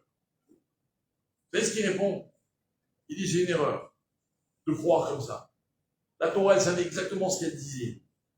C'est ce qu'elle nous enseigne, la Torah. Elle nous enseigne qu'en fait, les yeux voient ce que le cœur a envie de voir. Incroyable. Vous rentrez dans une synagogue, d'accord? Vous la trouvez belle, la synagogue? Ouais. Vous n'êtes pas objectif, je suis désolé. Vous n'êtes pas objectif. Je peux qu'elle soit magnifique, hein, pas de débat. Hein. Mais moi, qui étais à Rome la semaine dernière, d'accord? Eh ben, j'ai trouvé ça très évident, je suis désolé, voilà. Et je suis pas objectif, je l'avoue, hein. En fait, je vous dis mieux que ça, voilà, je vous fais un petit confidence, ça reste entre nous, hein. J'avais pas du tout envie de trouver ça beau. Et les gens. Ils ont tout fait pour essayer de nous convaincre, hein. Magnifique, des éclairages, des monuments incroyables. C'est pas vrai. Ça n'a pas marché. Mon cœur, il voulait pas. Il voulait pas. Je vous donne un autre exemple, à l'inverse, hein. Je ne sais pas si vous connaissez pas mes enfants, hein. D'accord? Mais moi, je les trouve magnifiques. Non, mais c'est vrai. Et si vous essayez de me convaincre qu'ils ne le sont pas, jamais vous arriverez à me convaincre. J'ai pas envie. J'ai pas envie de croire ce que d'autres. Vous voyez, moi, quand je vais aller au rayon des parents d'élèves, comme tous les parents du monde, j'en ai entendu, chaque enfant, à chaque étape de leur vie, etc. Je suis toujours en disant, bon, ce prof, il n'a rien compris, il ne sait pas du tout qui est mon enfant. Voilà. Imaginez, je ne le ferai pas, hein. Imaginez maintenant, je critique votre mère. Hein? Vous êtes d'accord avec moi? C'est ma mère, mais ma mère, c'est une saliquette. Ma mère, vous savez quelle femme c'était? C'est ce que tout le monde va dire. Alors, mesdames et messieurs, vrai, faux, je ne sais pas et ça ne m'intéresse pas. Pas que ça ne m'intéresse pas, c'est pas le débat. Hein, c'est qu'en fait, dans la vie, on est capable de ne voir que ce qu'on a envie de voir. Vous avez des gens qui sont toujours contents. Mais vous en avez beaucoup plus qui ne sont jamais contents. Franchement, je suis sûr que pratiquement toutes les personnes qui sont ici, dans votre vie, vous avez connu des épreuves, des contrariétés, des difficultés. Je suis désolé, hein. Avec tout le respect et l'amitié que je vais avoir pour vous, ok, ce que vous avez vécu, tout le monde l'a vécu. Un peu différemment, dans des circonstances différentes, chacun à sa façon. Mais votre sort n'est pas forcément pire que celui des autres. Pas forcément. J'étais chamade avec une personne qui m'a raconté qu'elle a vécu une année, que Dieu nous en préserve. Quand son père est niftar, sa mère, elle a eu un accident dramatique. Et bien, tout ça, quelques semaines et mois d'intervalle, elle a divorcé, enfin bref. Ouais. Et vous savez, moi, je fais une confidence. Je suis rabbin. Et en général, vous savez, quand des gens vont voir les rabbins, c'est pas pour leur dire que tout va bien. Ah oui, quand ça va bien, on va aller voir le rabbin. Donc, quand on est rabbin, on en entend. Et on compatit. Et qu'est-ce qu'on fait? On se rend compte qu'en fait, chez personne, c'est simple. Mais vous avez des gens qui vont bloquer à chaque fois qu'il y a quelque chose qui ne fonctionne pas. Et vous avez d'autres qui vont dire, bon, c'est vrai, j'ai des galères. Mais à côté de ça, Hachem, il m'envoie aussi des cadeaux magnifiques. C'est les mêmes personnes. Enfin, non, pardon, c'est les mêmes épreuves. Vous avez des gens, que Dieu nous en préserve, qui sont dans l'épreuve. Dans l'épreuve. Vous allez les voir. C'est eux qui vous donnent de la force. À qui il n'est pas arrivé un jour d'aller rendre visite à un malade pour essayer de lui remonter le moral. C'est lui qui vous remonte le moral. C'est incroyable. C'est-à-dire que la personne, elle est libre de voir ce qu'elle a envie de voir. Alors la Torah dit, l'otatu achare alevafrem, ne vous laissez pas avoir par vos cœurs. Si jamais un jour ils ont envie que vous ne voyez que du mal, ne les laissez pas faire. Ne laissez pas faire vos cœurs. Apprenez à les maîtriser. Voilà que j'avais le titre. Alors ils ont tous commis cette erreur. Les explorateurs, ils sont allés, ils avaient déjà décidé ce qu'ils voulaient voir. Ils pensaient que c'était une erreur d'avoir quitté l'Égypte pour se retrouver en Israël. C'est vrai, on connaît beaucoup des comme ça. Même en 2024, hein. Vous avez vu ce qui passe en France en ce moment? Vous croyez que ça va les bouger, les Français? Moi, je suis très pessimiste, hein, je vous dis la vérité. Hein. Soi-disant, il y a eu 20 000 inscriptions, etc. On avait dit pareil au Covid, on avait dit pareil. Vous en avez quelques-uns qui vont quand même réaliser, mais d'autres, je les condamne pas, c'est très difficile. Et puis, c'est pas qu'ici, on nous attend à bras ouverts, quoi. Hein. C'est compliqué. Mais chacun, il voit ce qu'il a envie de voir. Combien de couples j'ai rencontré? Combien j'ai rencontré de couples? Et vous allez c'est fini. On ne peut plus rester ensemble. On ne peut plus rester ensemble. Un jour, il y a un couple qui m'a raconté une très belle histoire. C'était un couple qui était marié depuis un certain nombre d'années. Et les pauvres, je crois qu'ils ont attendu à peu près 10 ans avant d'avoir des enfants. Bon, vraiment, ils ont passé une période difficile. Et au Hachem, au bout de 10 ans, ils ont eu un enfant, puis un deuxième, puis un troisième. Et puis, il a ramassé, grâce à Dieu, plus les années avançaient, plus leur situation devenait confortable, etc. Et puis, un jour, le Satan s'est mêlé, et puis les relations se sont dégradées, et ils ont décidé de divorcer. Et puis bon, ils étaient connus dans la communauté, donc tout le monde le savait, on en parlait, etc. Et ça a duré, je sais pas, plusieurs mois. Ils vont divorcer, ils vont divorcer, ils vont divorcer, ils vont divorcer. Et un jour, on annonce que, voilà, c'est imminent. Et c'est eux qui me racontent. Ça se passe à Marseille, à l'époque où mon père, c'est Frodo Livracha, il était grand-maman de Marseille. Et il les convoque. Il leur dit, je voudrais vous parler. Alors ils viennent. Et au moment de l'entretien, avant que ça commence, le couple dit à mon père, c'est pas mon père qui m'a raconté, hein. Il dit, vous savez, monsieur le grand-rabbin, on est venu par respect, parce que vous avez demandé de venir, mais on voudrait que vous sachiez une chose. Alors, tout ce que vous allez nous dire, on l'a déjà sûrement entendu. Oui, on sait que c'est dommage, il y a des enfants, et tout ça on sait, mais monsieur le grand-rabbin, c'est fini, il n'y a plus rien entre nous. Il n'y a plus rien. Et ils ont passé 1 heure avec lui, avec mon père, et ils n'ont jamais divorcé. Alors j'ai dit, bon, qu'est-ce qu'il vous a dit? Prenez-moi le métier, quoi. Et il leur a expliqué une chose très simple. Il leur a dit, vous savez, des fois dans la vie, on a la chance de tomber amoureux, d'avoir des sentiments pour quelqu'un, et puis des fois il arrive que les sentiments, ils n'existent plus. Mais c'est pas parce que les sentiments s'en vont qu'ils ne peuvent pas revenir. Qu'ils ne peuvent pas revenir.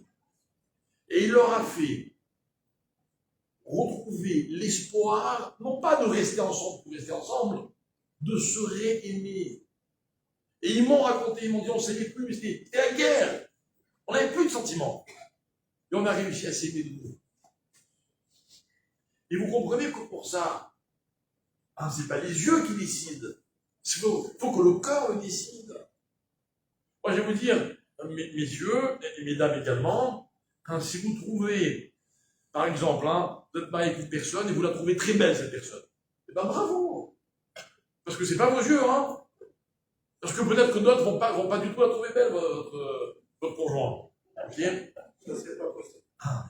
Bravo. Ça, c'est du cœur.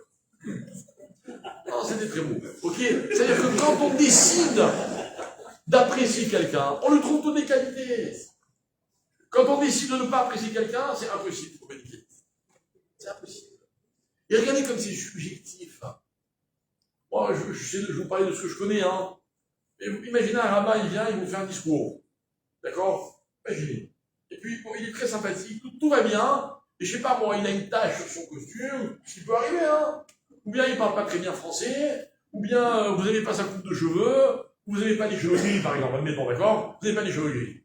Là, c'est fini. Il peut être le plus sympathique, le plus érudit, faire le plus beau discours. J'arrive pas à l'apprécier. J'arrive pas à l'apprécier. J'arrive pas. Mais c'est subjectif. Et oui, c'est ça la vie. C'est le cœur qui commande aux yeux ce qu'ils vont voir et ce qu'ils vont pas voir.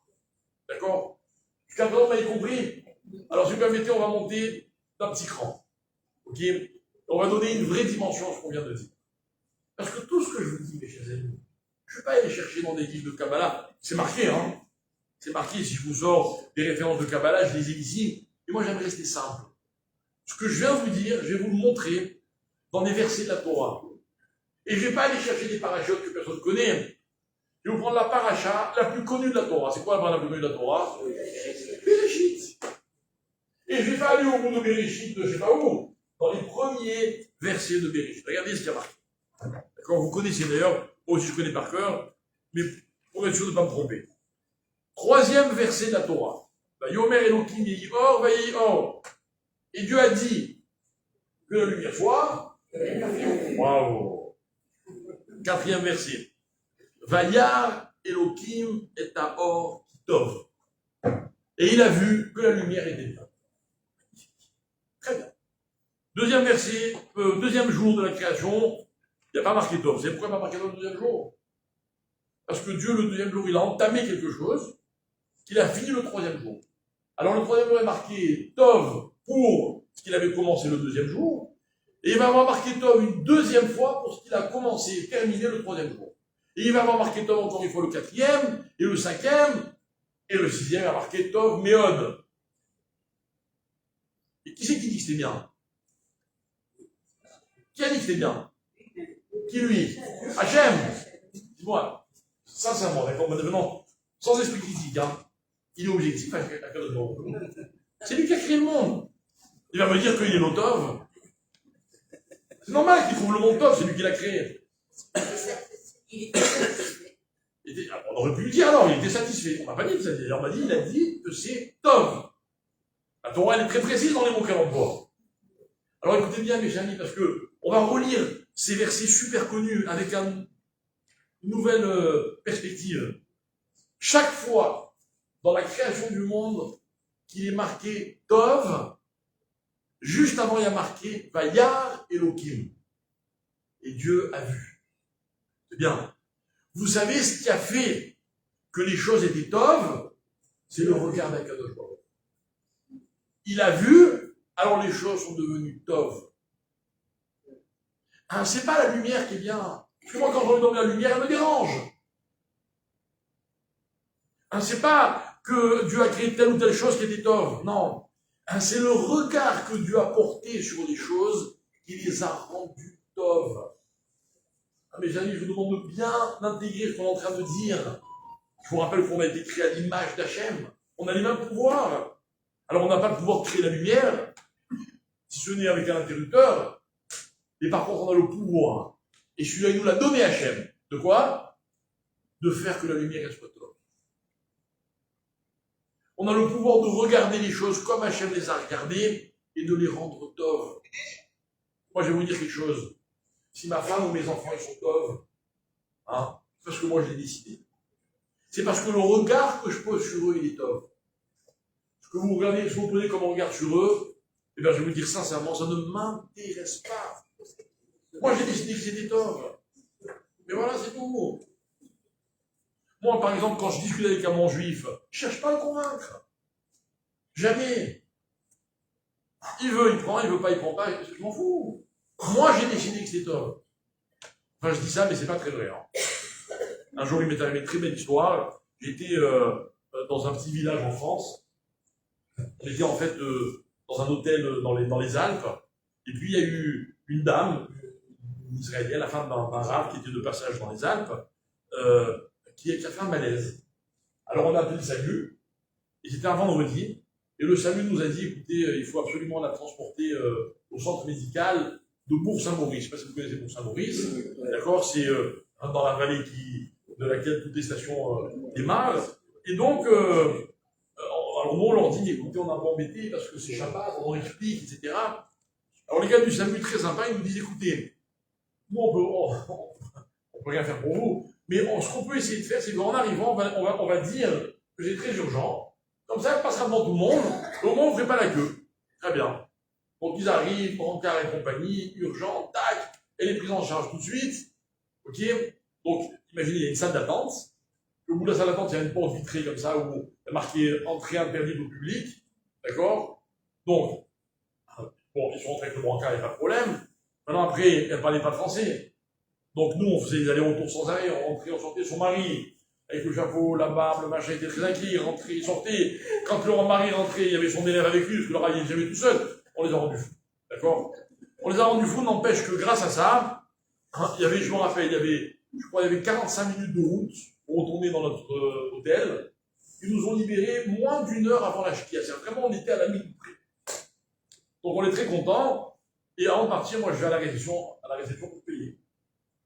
Et la dame, elle me dit comme ça, avec un air très pincé, bien français, elle me dit, en tout cas, les gens n'ont pas du tout apprécié. Ah bon.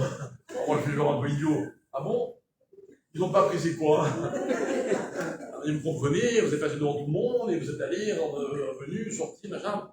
Alors moi, je dis, bon, je vais lui expliquer. Je dis, écoutez, madame, on est vraiment désolé, mais vous comprenez, nous avons le Shabbat qui démarre dans moins d'une heure, et puis dès que démarre le Shabbat, on ne peut plus prendre la voiture, on ne peut plus téléphoner, donc on aurait été coincé dans notre salle d'attente jusqu'à demain soir. Ah non, surtout pas. Bref. Donc je fais mon manimal. Écoutez la réaction de la dame. Elle me dit, ah bon? Eh ben, chez nous, c'est pas comme ça. Hein. Elle est dure, votre religion. Hein. Non, moi, est-ce que je peux partir? Une fois qu'elle m'a dit ça, je ne peux plus partir. Puis, comment je vais la faire changer d'avis? Et puis Dieu m'a éclairé, vraiment, Hachem, il m'a inspiré. Je lui ai dit, vous avez raison, notre religion, elle est un peu stricte, mais je vais vous dire quelque chose. Vous savez, chez nous, toutes les semaines, on a 24 heures pendant lesquelles il n'y a ni télévision, ni téléphone, ni ordinateur, ni rien du tout. On est en famille, on est entre nous, on se parle, on chante. On chante.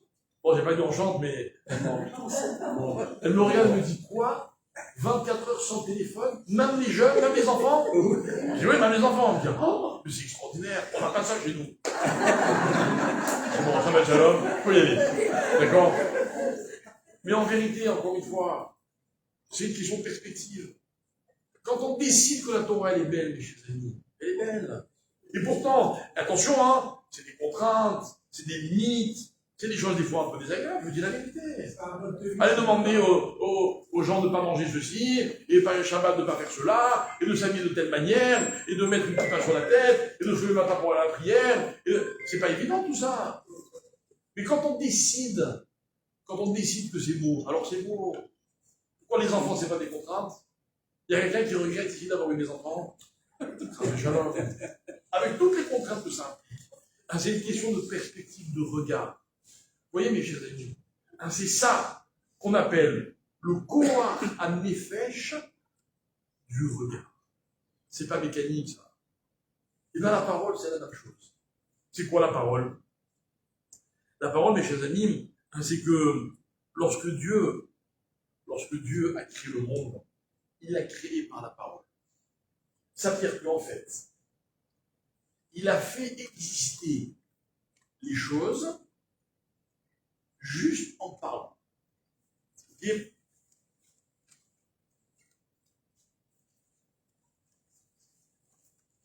Et de là, nous apprenons quelque chose de fondamental que vous connaissez tous, c'est que la parole, elle peut être constructive, comme elle peut être de réserve destructive. Alors écoutez bien, mes chers amis, écoutez bien. Des belles paroles, il y en a énormément.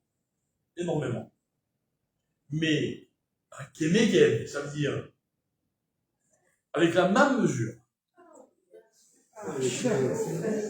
Alors vous avez froid, vous? Vous me dites qu'on va bientôt terminer. Ok? Avec la même proportion. Avec la même proportion, la parole négative, elle va exister.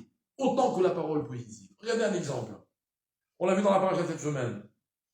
Nous, on avait un prophète qui s'appelait Moshe Rabbeinu, le plus grand de tous. Qu'est-ce que dit la Torah à propos de Moshe quand il est décédé, quand il est niftar? L'okam Israël qui est Moshe. Il n'y aura pas comme Moshe, Israël. La Gemara demande pourquoi Israël. Il dit non, parce que chez les nations, il y aura comme Moshe. Qui? Bilam. Mais Bilam, il était malveillant. Quand Moshe Rabbeinu, il était bienveillant. Vous savez pourquoi?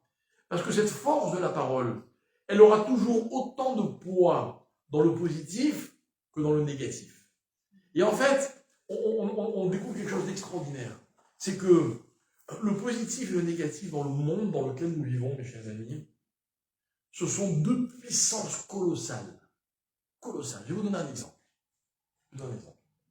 Vous entendez les critiques qu'on fait notamment en France, parce que je viens que vous suivez un peu ce qui se passe en France, les critiques qui sont émises contre Israël, contre les horreurs soi-disant que nos soldats font à Gaza. Eh bien moi je vais vous dire quelque chose. Imaginez que demain, vous êtes sur un plateau de télévision, ok, et qu'en face de vous, il y a, je ne connais pas les noms, et je m'en fous d'ailleurs, de tous ces députés là, qui crachent leur venin constamment sur Israël. Vous voyez, je vous dis, mes chers amis, je ne sais pas si on serait capable de leur répondre. Non. On leur ouvre la porte. Non. Ouvrez la porte. C'est pas une réponse. Écoutez bien ce que je vais vous dire. Quand je dis du émet, vous pouvez éventuellement m'opposer à notre émet. Vous ouvrez le Talmud, la Gemara, il dit c'est que ça. Beth Shammai dit quelque chose, Beth Shammai dit le contraire. Mais c'est deux émet. Un émet contre un émet, ça se discute. Il n'y a pas de problème. Il y en a qui disent quoi? La plupart des gens, quand vous demandez une halakha au Rav, ce qu'il vous dit, il y en a qui permettent, il y en a qui interdisent. C'est énervant d'ailleurs des fois, hein. Mais c'est la vérité. Ah, mais quand vous êtes face à un sheker, est-ce que vous pouvez répondre du émet? Est-ce que vous pouvez dire, non, je vais vous expliquer, vous savez, tout ça c'est à cause des Palestiniens. Ah, mais quoi? C'est vous qui les avez opprimés? Non, parce qu'avant, c'est des discussions futiles. Il n'y a pas d'argument. Aujourd'hui, mes chers amis, on vit dans un monde, et c'était marqué dans les textes, hein, c'est un des signes de la fin des temps, dans lequel le sheker, il a une importance colossale. Colossale. Même en Israël, hein. Même en Israël, je suis désolé. Alors, quand vous avez comme ça une tendance à dénigrer tout ce qui est religieux, et tout ce qui est Eretz Israël, et les soldats, et les valeurs, c'est invraisemblable. Vous savez, voilà, parmi les bases que j'ai visitées, donc je vous parle du mois de novembre, décembre, hein, je me suis retrouvé dans un kibbutz qui est tout près de la frontière de Gaza, tout près. C'est le seul kibbutz, écoutez bien, dans lequel les Mechamim, le 7 octobre, ils ne sont pas rentrés, dans ce périmètre. D'accord? Pas du tout. Non, ça, ils ont essayé, mais ils n'ont pas réussi. C'est pas? C'est l'histoire. Et là-bas, ils ne sont même pas approchés. C'est le seul kibbutz qui n'a jamais reçu le moindre missile. Jamais. Aucune. C'est une espèce de bulle. Et en fait, ils m'ont expliqué, les gens qui habitent là-bas, que la route, elle est un peu compliquée parce qu'il faut tourner 2 fois à droite. Je ne sais pas ce qu'ils m'ont raconté, nous, on n'est pas allé en avec le Waze. Et les gens, ils ont du bol, ils passent entre les gouttes. Ça s'appelle Gvoulot. Maintenant, c'est un kibbutz extrême gauche, mais alors à mort, on dit. C'est bien. Nous, on arrive, on s'installe, on voulait faire un barbecue pour les Khayalim, on se fait engueuler comme du poisson pourri. Là, les voisins, là. Bon, ok. Et le Khayal, le pauvre, le Mefaké, il me dit, ne discutez pas avec eux, machin, c'est pas. Venez, on part. On fait un barbecue, la viande elle est prête, tout est prêt, on les attend, on les voit, les Khayalim, ils sont assis, et on dit, venez manger, d'abord on va se boucher. Ah bon, pourquoi? Alors ils nous racontent qu'ils ont passé la journée à retrouver des morceaux de corps, bref, des horreurs. Alors on dit, ok, bah, lavez doucher. Ah non, ils nous ferment les douches, les gens du kibbutz, et nous les ouvrent qu'à une heure précise, donc on est obligé d'attendre. Enfin bref, je me dis, mais c'est quoi cette histoire? Où on est? Moi je ne savais pas où on était. Qu'est-ce qu'ils me disent? Ils me disent, tu ne connais pas toi peut-être la réalité en Israël, mais ces gens-là, quand ils voient des soldats, ils nous prennent pour des assassins. Des assassins. Mais c'est des Israéliens, vous leur sauvez la vie. Non, pour moi on est des criminels. Et je l'ai vu de mes yeux, j'ai vu cette dame venir nous engueuler, mais avec une haine dans le regard. Mais j'étais choqué. Donc je me tourne vers le Mefakel, il me dit, tu comprends, l'armée elle est venue, elle a, comment on dit, réquisitionné leur village, elle en a fait une base militaire, pour eux c'est une tragédie, pire que ce qu'ont fait les changement. Bon, alors, vous savez mes chers amis, il ne faut pas leur en vouloir. Il ne faut pas leur en vouloir. Ils sont nés et ils ont grandi dans le sheker. C'est ce qu'on leur a rentré dans la tête pendant des années et des années. Non, mais écoutez bien, il n'y a pas de débat entre le Hémet et le sheker. Retenez bien cette règle. Il n'y a pas de débat. Il n'y a pas. Quand vous dites le Hémet, si quelqu'un y répond par du sheker, il n'y a pas de discussion possible. Ça ne sert à rien. Ça ne sert à rien. Voilà. La seule chose qu'on peut faire, c'est faire entendre le Hémet. Seulement comme eux, en face, on évidemment des gens qui n'ont pas envie de l'entendre. Donc c'est pas une discussion. Bon non, je préfère parler de relations juives et non juives. D'accord, ça me rend moins triste. Mais c'est ça le fait. C'est ça. Soi-disant, la députée là qui dit qu'elle est palestinienne. Elle n'est jamais venue. C'est parce que c'est la Palestine. Elle n'a jamais foutu les pieds chez nous. Je ne sais pas de quoi elle parle. C'est pas du sheker, ça. Comment vous voulez qu'on discute? Vous connaissez l'histoire d'où ça a commencé le conflit israélo-palestinien? Vous ne savez pas où ça a commencé? Je vais vous raconter l'histoire.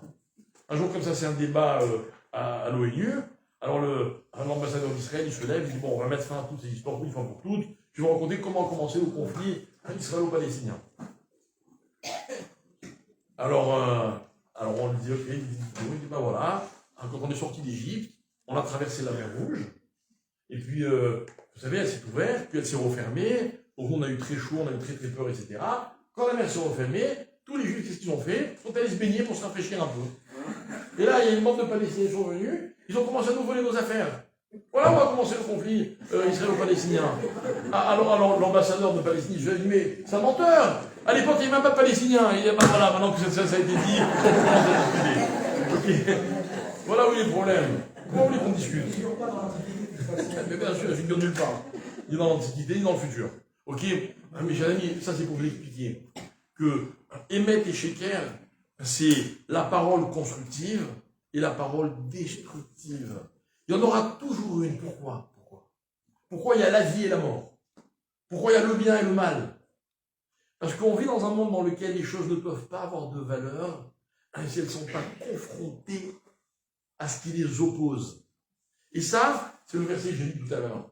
Dieu a créé la lumière, alors il va séparer la lumière et l'obscurité. C'est-à-dire, de la lumière va naître l'obscurité. Il n'y a pas d'obscurité, il n'y a pas de lumière. Il n'y a pas de lumière, il n'y a pas d'obscurité. Rappelez-vous que la première lettre de la Torah, c'est un bête. Pourquoi? Parce qu'il y a toujours un contraire. Il y a toujours un élément contraire qui va être en fait un piège. Soit je plonge dans le piège, soit au contraire, cet élément contraire, il me sert à valoriser un élément qui est le Hémet. Il me sert à le valoriser. Et en fait, toute l'histoire du regard et de la parole, et bien c'est ça. Mais jamais dites-vous, à chaque fois que vous ouvrez la bouche pour dire une belle phrase, si vous voulez, vous pouvez dire une phrase qui n'est pas belle. Chaque fois. Mais vous décidez de dire une autre phrase. À chaque fois que vos yeux se posent sur quelque chose, vous pouvez voir du bien et vous pouvez voir le contraire. C'est vous qui décidez. Voilà où se trouve le rôle du cœur de l'homme. Voilà pourquoi il est marqué dans la Torah Bechol Levafrem. Comme s'il y avait plusieurs cœurs au pluriel. Pourquoi pas Libechem vers la deux. C'est qu'en fait l'homme il a toujours le choix de donner la priorité à ceci ou à cela. Alors mes amis, on est dans le mois de Tammuz. On rentrera dans Av dans quelques jours. Pour l'instant on est dans Tammuz. Tammuz, c'est un mois qui est Mesougal. C'est-à-dire qu'il a une énergie spéciale ce mois pour nous aider à corriger l'erreur que nous avons commise et qui dépendait du regard. Ce mois-là, mes chers amis, si on fait un effort sur le regard qu'on pose sur les choses, sur la vie en général, sur ce qu'on a ou ce qu'on n'a pas, ou ce qu'on met ou ce qu'on n'est pas, alors on a une aide particulière pendant le mois de Tammuz. Pourquoi? Parce que dans la vie, c'est un vrai travail. Un vrai travail. Mes amis, on est dans une période aujourd'hui qui est très compliquée. Très compliquée. On peut passer notre temps à pleurer. Pleurer. Comme on fait les Juifs dans le désert. Eux aussi, ils avaient des raisons de pleurer. Mais attention, il ne faut pas pleurer. Parce que quand on pleure, on ne construit rien. Rien. La vraie différence, je vous dis, la vraie différence entre Israélites, vous savez ce que c'est qu'eux, ils adorent pleurer. Et nous, on a horreur de pleurer. Alors voilà pourquoi ils font de la peine au monde entier, et nous, on préfère ne pas faire de peine. Mais au moins, on est incapable de voir ce qu'il y a à voir. Et je vous dis, voilà, moi je prie avec beaucoup de ferveur, comme vous tous, j'imagine, pour les Chayalim. Mais vous voyez pourquoi je prie pour eux? Je prie d'abord pour qu'ils soient en bonne santé, qu'ils soient protégés, qu'ils aient de la tzlacha dans ce qu'ils font. Mais vous savez pourquoi je prie surtout? Pour qu'ils gardent leur optimisme. C'est vrai, ils sont jeunes, ils ont un petit peu un côté insouciant, mais en même temps ils sont déterminés. Vous voyez, ils sont sûrs de gagner, sûrs. On en a tous rencontré, malheureusement, de près, de loin, des Chayalim qui ont été libérés et qui ont tenu à retourner, et puis il y en a qui ont été blessés, etc. Et ils vous disent, mais j'attends une chose, c'est de pouvoir repartir. Ah, t'as pas peur? Non, j'ai pas peur. J'ai pas peur. C'est-à-dire, ils décident de poser sur la vie, sur même la guerre, le regard que eux ils vont décider d'avoir. Voilà, mes amis, comment on ressort vainqueur. C'est sûr que si on attend une victoire militaire ou une victoire diplomatique, malheureusement, c'est pas ça que Dieu a prévu pour nous. Nous, ce qu'on veut, c'est une victoire sur nous-mêmes. Avoir un regard positif. Et imaginez que tous les Juifs soient capables de se regarder mutuellement de façon positive. Imaginez. Bon, c'est vrai, celui-là, il n'est pas comme moi, mais bon, après tout, peut-être que lui aussi, il a des mérites. Et c'est vrai, c'est vrai. Vous savez, le débat gauche-droite en Israël, etc. Moi, je peux vous donner notre perspective. Hein. Les gauchos, ils ont quand même créé beaucoup de choses dans ce pays. Sans eux, peut-être qu'on ne sait pas. Il faut le reconnaître. Bon, il y a eu un peu de dérapage en contre-route, c'est vrai, mais ça va se régler. Mais sans eux, le peuple juif ne serait pas ce qu'il est aujourd'hui. Comment? Ah, mais c'est une conviction, ça, c'est un peu autre chose. Ok, il n'y a pas le choix. Hein. Il faut que ça règle. Mais ça veut dire qu'on peut porter un regard positif, surtout. Même un mari et une femme qui ne s'aiment plus du tout. On peut leur dire, vous savez, si vous voulez, vous pouvez vous aimer. Or, qu'est-ce qu'il y a de comme plus bel exemple dans la vie de regard positif que l'amour? Parce que l'amour, mes chers amis, moi, on m'a toujours appris que l'amour n'est pas une fatalité. Quand on aime quelqu'un, c'est pas qu'on ne peut pas faire autrement. Non. L'amour, c'est une démarche, c'est une dynamique. J'ai presque envie de dire, je décide d'aimer quelqu'un. Vous vous rappelez, quand vos enfants sont nés, vous vous rappelez la naissance de vos enfants? Hein? C'était pas très gracieux, moi, leur naissance. Hein? Je veux dire la vérité. Puis il n'y avait pas tellement de communication entre vous et eux. Et puis bon, on les connaissait même pas vraiment, quoi. Ils venaient d'arriver, c'était un peu des étrangers, quoi. À la seconde où nos enfants sont nés, on a décidé de les aimer. C'est le plus bel amour qu'on peut donner dans la vie. Et moi, j'apprécie beaucoup quand les couples, c'est vrai, un petit peu religieux, se marient. Ils ne se connaissent pas vraiment, vous savez, ils font un chidour, ça va très vite, etc. Ils ne se marient pas parce qu'ils s'aiment. Ils se marient et ils décident de s'aimer. Et ça, c'est une démarche qui est ininterrompue, qui peut être ininterrompue tout au long de la vie. Décidez. D'ailleurs, je ne sais pas, j'ai rien inventé, c'est marqué dans la Torah. Ve'afta et Hashem Elokecha. Tu aimeras. Ça, je dois décider d'aimer. Je n'ai jamais vu, il ne m'a jamais parlé, mais je décide d'aimer Hashem. Ve'afta li'reacha kamocha. Ah bon, mais je ne le connais pas, on n'a pas parlé de mon ami. Reacha, c'est celui que tu croises dans la rue. Si tu décides de l'aimer, tu pourras l'aimer. Alors, tu verras le côté positif chez lui. C'est qu'en fait, le véritable enjeu, c'est celui-là. Donc, le mois de Tammuz, mes chers amis, c'est pas un hasard s'il commence par la lettre Tav, parce qu'on dit qu'en fait, quelque part, il y a la fin d'un processus. C'est quoi la fin d'un processus? C'est que si on est capable de travailler notre regard, celui qu'on pose sur les choses, alors on va changer définitivement nos vies, on va changer le monde, on va changer le présent, on va changer l'avenir. Et bien, je n'ai aucun doute qu'en faisant cela, tout va s'arranger. Et le couteau, voilà, merci beaucoup, c'est toujours un plaisir de venir vous voir.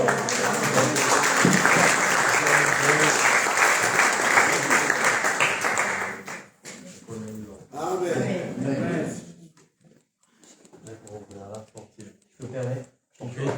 Oui, ça, normal. Non. C'est un compliment. Ah. Dans Talmud, il est dit, on va dire tous les jours, quand est-ce que mes actes, ils arriveront aux actes de mes pères.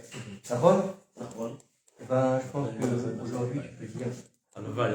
Elle va t'acheter. Faire le mot pendant une heure, c'est facile. Non, non seulement dans la parole, mais même physiquement pour prêcher le ressort. Merci beaucoup.